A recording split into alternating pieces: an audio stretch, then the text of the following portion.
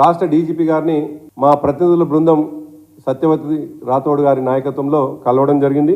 దానికి సంబంధించినటువంటి వారిని కలిసినటువంటి డీజీపీ గారికి మా ప్రోగ్రాం యొక్క వివరాలు, మేము ఎక్కడికి వెళ్తున్నాం, ఎవరెవరం వెళ్తున్నాం అనేటువంటి మాటని రాష్ట్ర డీజీపీ గారు కూడా వారి దృష్టిలో పెట్టడం జరిగింది.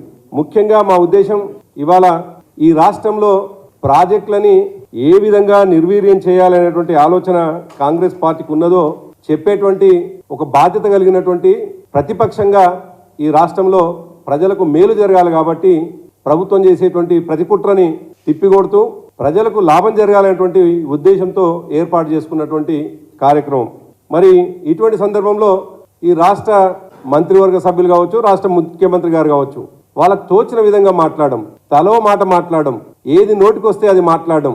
గతంలో అనేక సందర్భాల్లో ఈ రాష్ట్ర ముఖ్యమంత్రి రేవంత్ రెడ్డి గారు తెలంగాణలో 10 సంవత్సరాలు కేసీఆర్ గారి నాయకత్వంలో జరిగినటువంటి అభివృద్ధిని, జరిగినటువంటి నిర్మాణాలని ఆనవాళ్లు లేకుండా చేస్తామని చెప్పేసి మాట అయితే చెప్పిండో దాంట్లో భాగంగానే ఇవాళ కాళేశ్వరానికి సంబంధించినటువంటి మేడిగడ్డ ప్రాజెక్టుని నిర్వీర్యం చేసి తద్వారా తెలంగాణ ప్రజల కోరిక అయినటువంటి సస్యశ్యామలంగా మారాల్సినటువంటి తెలంగాణని ఎండబెట్టే కుట్రలో భాగమే కాంగ్రెస్ పార్టీ చేస్తుందని చెప్పడానికి నిల్వెత్తు నిదర్శనం నిన్నటికి నిన్న ఉత్తమ్ కుమార్ రెడ్డి గారి మాటలు కూడా.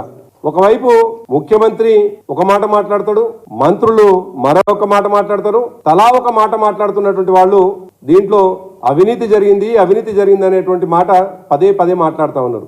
నిజానికి అనేక సందర్భాల్లో వాళ్ళు ప్రభుత్వానికి రాకముందు వాళ్ళు చెప్పినటువంటి మాట 1,00,000 కోట్ల అవినీతి అని.